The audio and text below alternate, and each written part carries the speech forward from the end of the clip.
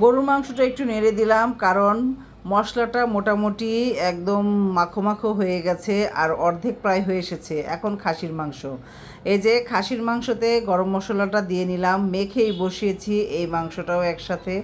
দেখা যায় দুই চুলায় দুইটা একসাথে রান্না করলে তাড়াতাড়ি হয়ে যাবে। একবার এটা নেড়ে দিচ্ছি আর একবার ওটা। আর এই যে গরুর মাংসে আমি পেঁয়াজ বেরেস্তা দিয়ে দিলাম, কারণ গরুর মাংসটা প্রায় আমার হয়ে গেছে। এখন এই পেঁয়াজ বেরেস্তার সাথে আরেকটু ভুনে নেব। বেশি করে ভুনলেই দেখা যাবে যে একদম একটু ঝোল ঝোল যখন থাকবে তখন নামিয়ে দেব। গরম পানি করেছি, এই যে গরম পানি দিয়ে দিলাম, বাস একটু রসা রসা করে নামাবো, বেশি ঝোল রাখবো না। বেশি ঝোল রাখলে কিন্তু খেতে ভালো লাগবে না, তাই না? আর এই যে একটু মাখা মাখা হয়েই নামিয়ে দেব। আর খাসির মাংসটা আমি একটু মাখা মাখা করে রান্না করব। নামানোর আগে দিয়ে দিলাম একটু গরম মশলা, সেই মশলাটা দিয়ে নেড়ে চেড়ে বাস এইটা শেষ রান্না। রান্নাটা দেখা যায় যে এই মাংস তরকারিগুলোই বেশি দেরি হয়। আর এই যে এখানে গরুর মাংসতে দিয়ে দিলাম আমি পেঁয়াজ বেরেস্তা। পেঁয়াজ বেরেস্তা দিয়ে একদম নেড়ে চেড়ে নিচ্ছি। খাসির মাংস আমার একদম কমপ্লিট। এখন গরুর মাংস পেঁয়াজ বেরেস্তা দিয়ে সুন্দর ভুনে নিচ্ছি। ভুনতে ভুনতে যখন একদম কালারটা অন্যরকম চেঞ্জ হবে আর পেঁয়াজটাও মজে যাবে মশলার সাথে, তখনই দিয়ে দিব গরম পানি। একটু ভুনেই নিচ্ছি, শুধু ভুনেই নিচ্ছি, বেশি করে না ভুনলে তো ভালো লাগবে না খেতে। আর এই জন্যই দেখা যায় যে বিয়েবাড়ির রেজালার মতো করে যাতে টেস্ট হয় সেভাবেই রান্নার চেষ্টা করছি। আর এই যে গরম পানি দিয়ে দিয়েছিলাম খাসির মাংসে, সেটা একদম ফুটে উঠেছে। আর একটু গরম মশলা দিয়ে দিলাম, বাস এটা এখন হতে থাক। আর একটু ফুটে উঠবে 10 থেকে 15 মিনিট, তারপরেই নামিয়ে দেব।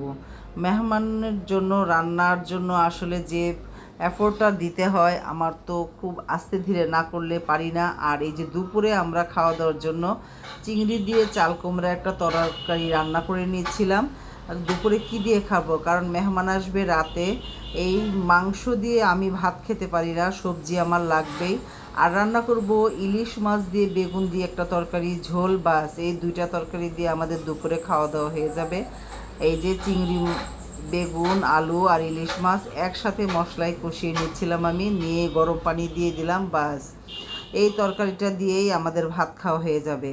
আর আস্তে ধীরে পরে বাকি রান্নাগুলো আমি রান্না করতে থাকবো, কারণ মেহমান আসবে আমার রাতে।